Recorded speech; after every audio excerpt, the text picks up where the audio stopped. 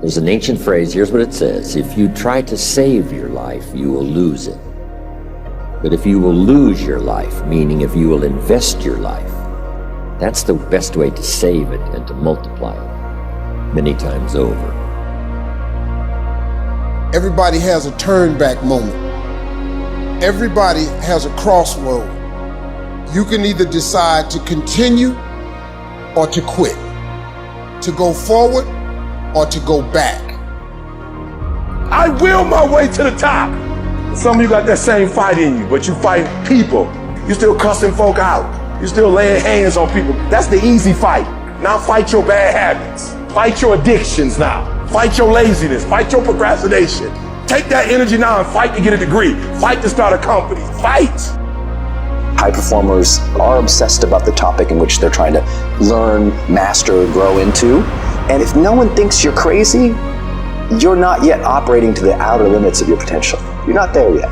Because somebody in your life should say, you really care about this in a crazy way. And when you get there, you know you found your thing. So, looking for a way in which we can begin to give our lives some special power. Number one, commit yourself to giving your best at all times. It's a new game now. So now more than ever, it's about creating a positive atmosphere in the workplace and people that have that competitive age, people that are hungry to make it. So you got to be hungry now. You can't just casually walk around, well, I'll get to it later on. Oh no, this is a new day right now. Committing yourself to give your best at all times regardless of the competition to do otherwise, or the influences of negative people that will tell you, hey, look here, don't push yourself too much. Now's the time to push yourself, to always get in the habit of giving the best that you have to share. People need to know you for one major thing first. He works. He produces. The guy's there every day. The guy's pushing and shoving. Because the truth is, no matter how good your ideas are, how good your art is, or how good your skill set is, if you're not working, man, if you're not vibrating at a frequency that people say, my God, how does that guy do all that? 10x levels, massive action, tremendous work ethic that's just a muscle now, and it's just a discipline in your life, and it's a normal way, you're not going to get in that top 10%. You bring on some powers in the universe that works through you to bring about changes that you would never ever know unless you have dedicated yourself.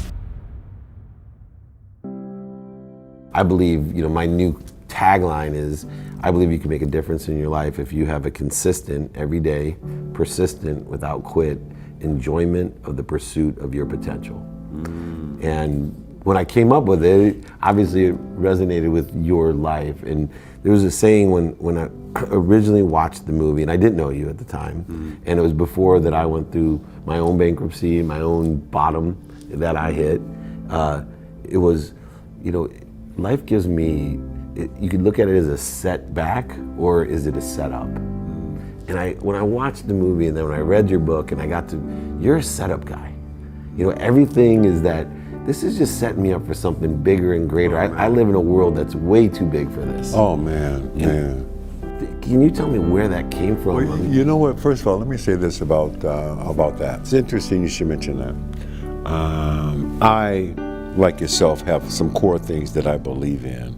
And that idea that you just shared with me, people talk to me a lot of times about hope. And hope's a beautiful thing, but I have to always ask people, well, what's the nutritional value of hope? Right? You're gonna tell your children we got hope for dinner, right? Again. Right? Hope's a beautiful thing, but it's always more important, David, to have a plan. And not just a plan, but plan A. What is plan A? And the best plan A's always have something I call the C5 complex. Your plan A has got to be clear, concise, compelling, consistent, and committed. You've got to have plan A. And you have to always be mindful, and I say this in all sincerity, plan B sucks. It does. Survival. I mean, you think about some of the biggest names in their respective industries and worlds, those people were committed to plan A. I mean, I know you're a big NBA fan, as I am. Michael Jordan's got 6 NBA championship rings because he was committed to plan A, not plan B. Oprah Winfrey became the queen of all media because she was committed to plan A, not plan B.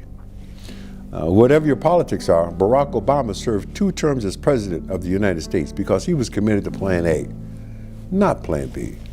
Yeah. Plan B sucks, man, right? And something else you said earlier that makes me think of something that I share with people is this whole thing about owning it. Yeah. I have to explain to people all around the world, why do you spell happiness with a Y? That Y is there to make us all mindful that it is you and your responsibility, you and your opportunity to create the life that you want for you and your family. That's why we spell happiness with a Y. If you really analyze your beliefs, you'll change them.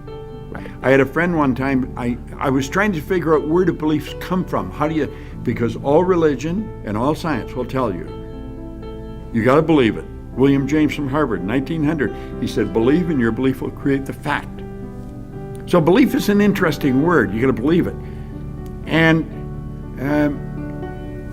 I was having lunch with a mentor one time, and he said, our belief system is based upon our evaluation of something. Frequently, if we reevaluate a situation, our belief about that situation will change. It was like bells were going off my head because I was trying to understand belief. How do you change your belief? Well, he told me, it's through reevaluation. And so I started to evaluate myself and reevaluate what I was doing. It took me 9.5 years, but I figured out why I changed. And it was the repetition of information. Thank you. You're in sports, you know, it's repetition. Yep. Repetition, repetition. Well, but practice doesn't make you perfect. Perfect practice makes you perfect. There's a big difference. Great point. And so I found that the part of our mind that controls our behavior is not the part of our mind that gathers information. School deals with the part of your mind that gathers information. And so we gather all kinds of information, and if we can remember it, they give us a test, we pass the test, we get the degree, and we're educated. That's not education at all. That is gathering information. Education, as Hill pointed out, comes from the Latin educo, meaning to reduce, to develop, or to draw out from within.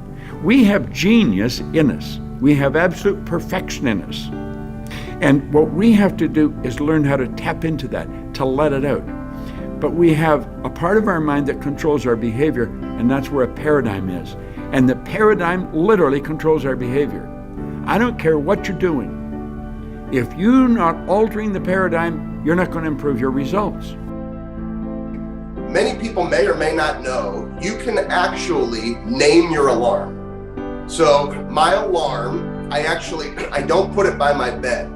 Why would you condition yourself to put something as important as what's going to help you get up in a place where it's easy for you to make an excuse, right? So my phone is across in another room for 2 reasons. Number 1, I have to physically get out of bed. And number 2, Amy's going to kill me if that goes off for too long. So I am sprinting to turn that thing off.